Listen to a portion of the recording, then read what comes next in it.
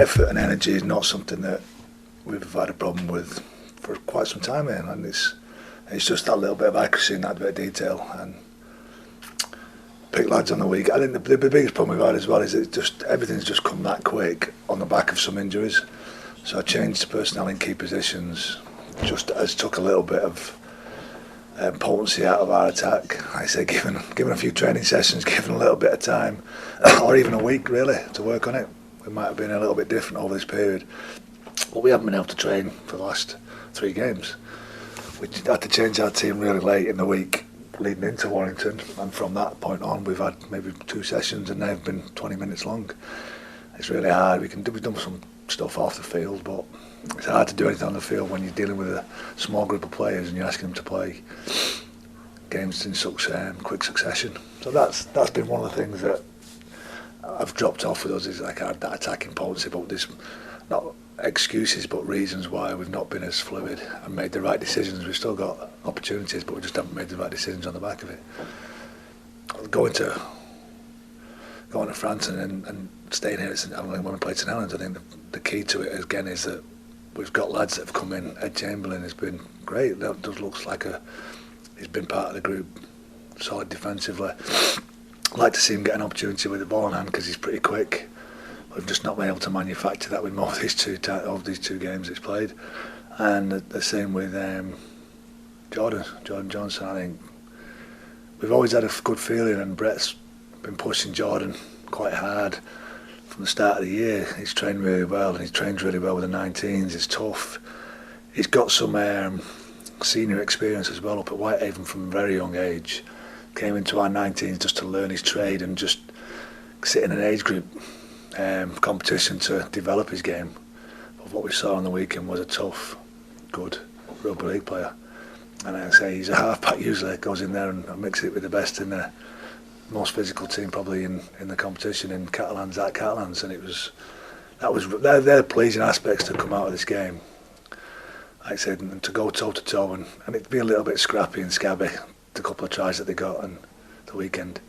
But we've played 3 games, worked hard, put some massive effort in, but I got no points over this period, and that's a tough thing for the group to take at the moment, because say confidence is important.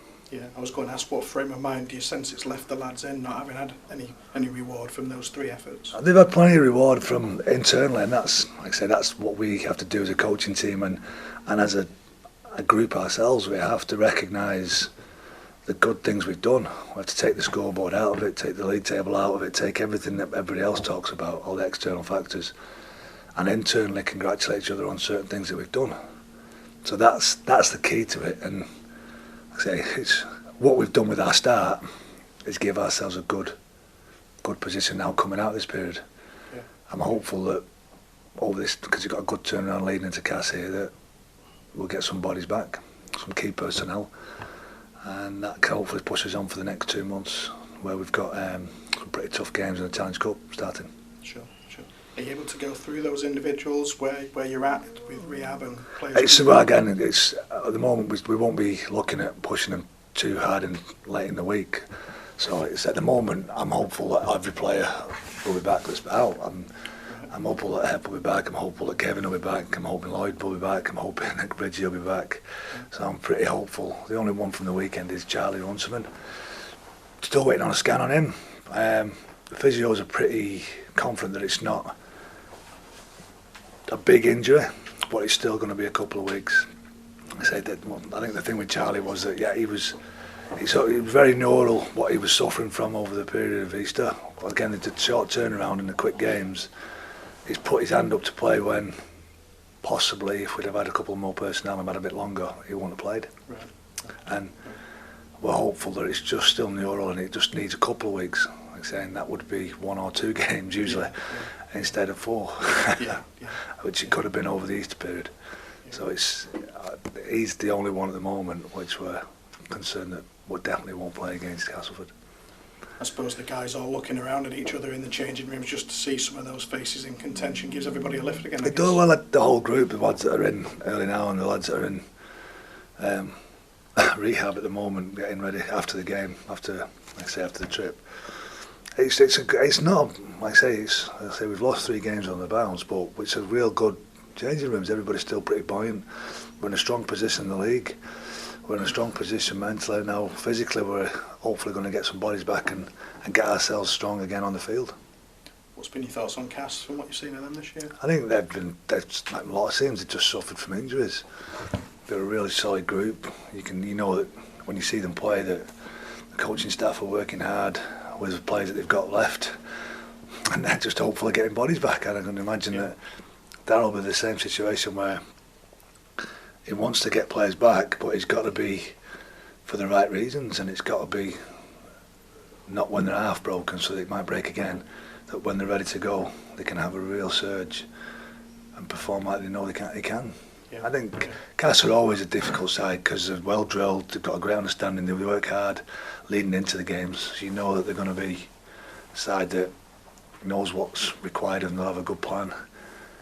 So it's always a challenge for a coaching team to make sure that we don't get out-coached as well as outplayed. Sure. Just finally, I believe you attacked Catalan in a different way this time. You did it in one day. Yes, it was. Well, I think a couple of sides had done it, and I think Leeds being the precursor to it all, flying out. I think we're waiting for some feedback from the players. Like we've just set it down, and I just want to know what they think more than else. On a staff turnaround thing, it's pretty tough. It's a long day with 2 games, especially with 2 games. You can't take up 2 lots of staff. You can't. So as soon as we landed there, all the staff were full pelt for a good 6 or 7 hours through leading through 2 games and preparation of changing rooms and all the stuff. So it runs pretty smooth. So it was pretty tough on a staffing side of things. But I think the most important aspect is how did the players feel? How did they feel about getting up at 5 o'clock in the morning, driving to Manchester, getting on a plane for 2.5 hours? And the nice thing is landing in Perpignan, only been 20 minutes away, spending an afternoon in a hotel, getting some sleep and getting some prep that way.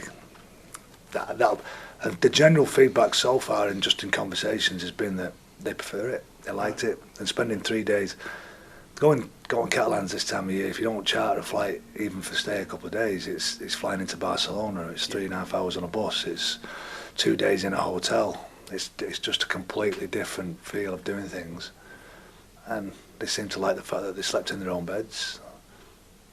They slept in their own beds after the game and before the game. So, and like I said, we worked pretty hard to make sure it was pretty smooth. And this is a really good group as well. It's not. They didn't see it as, there was no moaning, no groaning. It was just, it's just something we've got to do. Let's get on with it. Yeah. But I'll wait for the feedback off them to ultimately see if we'll push to do it again. And it becomes really hard not to. If you're going to take the 19s over, they either go separately, which is not as cost effective as well. Logistically, taking over 2 teams and staying in a hotel for 2 nights or 3 nights is also a massive drain on resources. And so it's and how you keep them happy for those 2 or 3 days as well. We're not talking about the senior team's not so bad. You're sitting on top of 17, 18-year-old kids as well.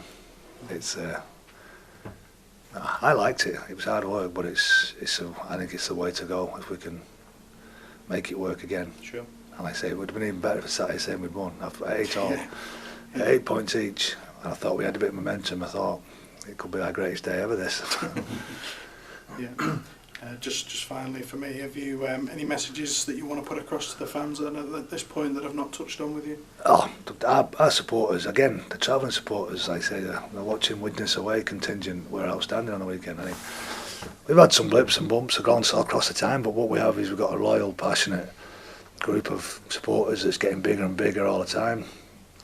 The support we had over the Easter weekend was phenomenal, as it was leading into that.